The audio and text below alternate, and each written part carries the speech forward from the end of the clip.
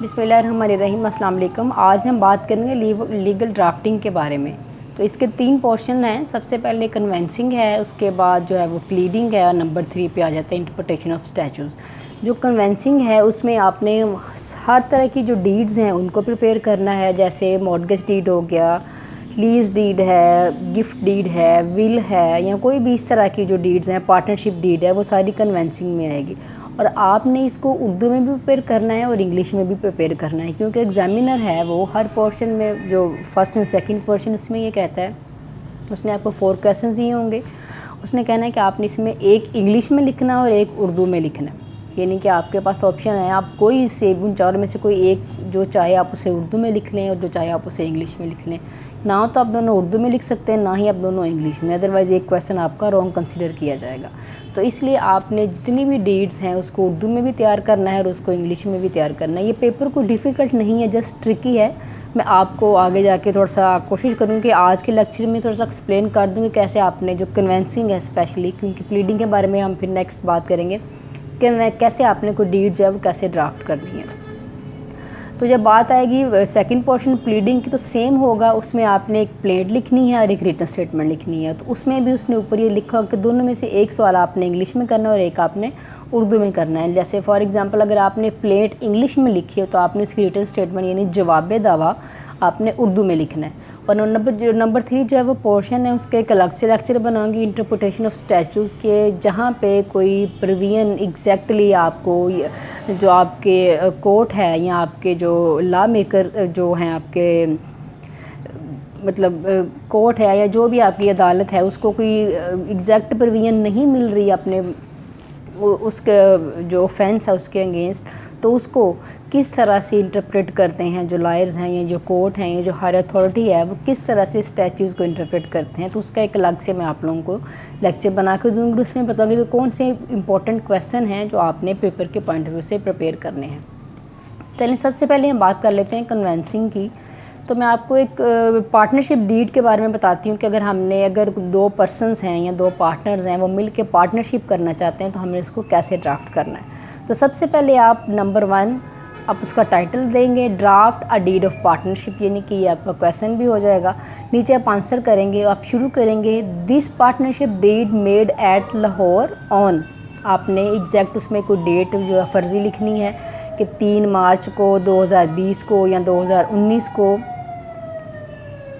जो है ये हमने बनाई है। बिटवीन आपने नाम लिखना है पार्टनर 1 का, सन ऑफ, कास्ट, उसका CNSE नंबर, उसका रेजिडेंशियल एड्रेस, यानी कि वो कहाँ का रहने वाला है। आप इसको इस तरह से लिखेंगे this partnership deed made at Lahore on 1 March 2020 between a partner 1। आपने name Mohammad Ali, son of Mohammad Usman, cast Jatt, CNSE number this, residence of जैसे 11F model town link road Lahore.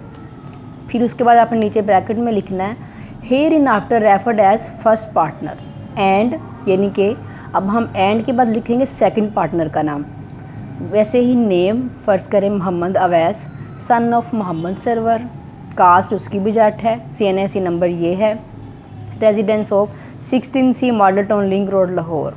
Here in after referred as second partner. पहला जब हमने लिखा उसका नाम लिखा, वालिदियत लिखी, उसका एड्रेस लिखा, और नीचे हमने लिखा here in after referred as first partner. Likewise जब हमने एंड के बाद हमने निचली लाइन से शुरू करना है और हमने इसी तरह से उसका नाम लिखना है, उसका सन ऑफ लिखना है, कास्ट लिखना है और CNSE नंबर लिख देंगे, एड्रेस लिख देंगे। नीचे हम ब्रैकेट में लिखेंगे here in after referred as second partner. ये आपका फॉर्मेट है। एग्जैक्टली जो है वो यही चीज़ें आपने फॉलो करनी है पेपर में।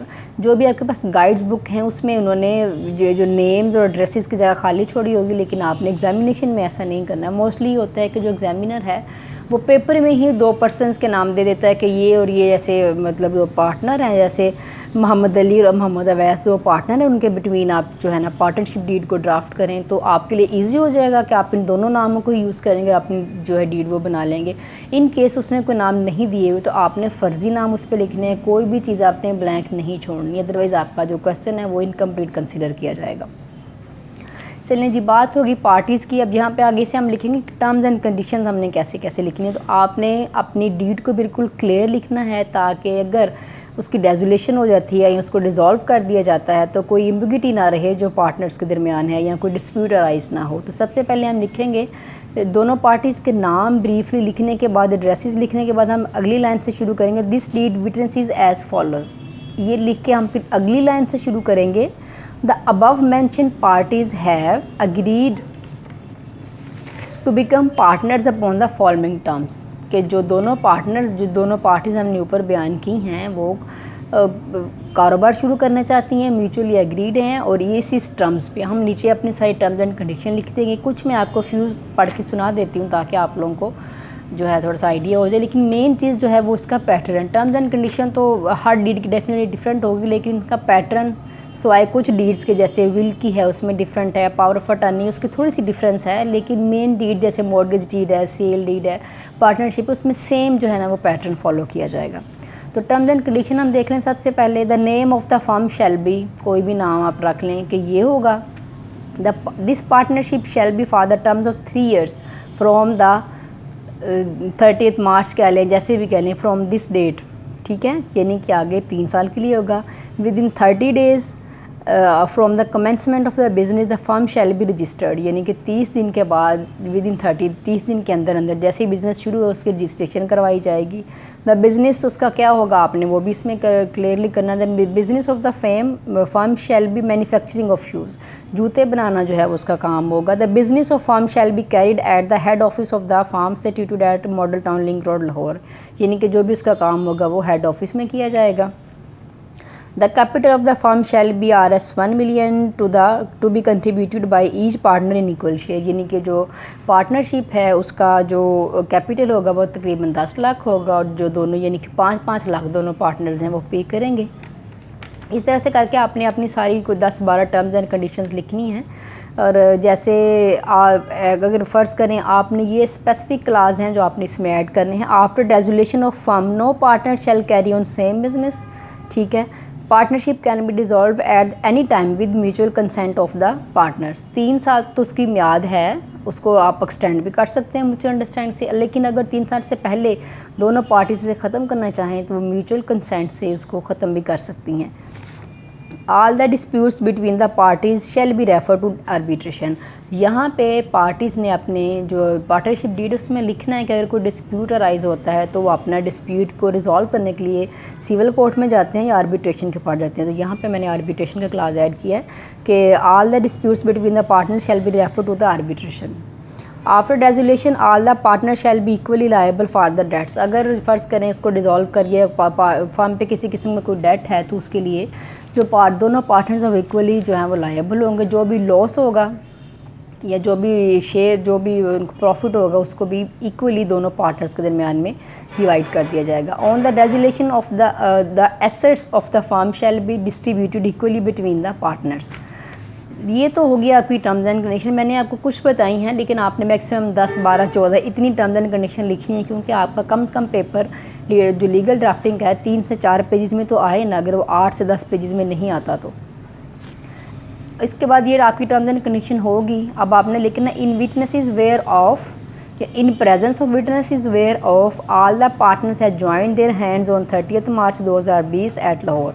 یعنی کہ گواہان کی موجودگی میں جو پارٹنرز ہیں جو یا جو شراکت دار ہیں انہوں نے یہ اپنی ڈیڈ کو سائن کیا ہے. اب پھر فرسٹ پارٹنر لکھا ہوگا اس کے نیچے اس کے سائن ہوں گے, سیکنڈ پارٹنر اس کے نیچے اس کے سائن ہوں گے, پھر witness number 1 and witness number 2.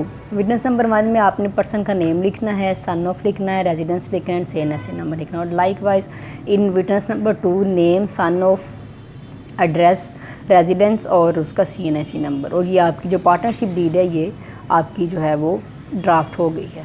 اور ابھی اسی طرح سے جو اردو کا ہے اس کو ابھی تھوڑا سا پیٹرن ہے, کوئی ایسا خاص ڈفرینس تو نہیں ہے, لیکن ابھی چونکہ میرے پاس کوئی ٹائم کم ہے اس لیے میں آپ کو آج بتا نہیں سکتی. انشاءاللہ اس کے بارے میں آپ کو میں کل یا پھر نیکسٹ دن بتاؤں گی.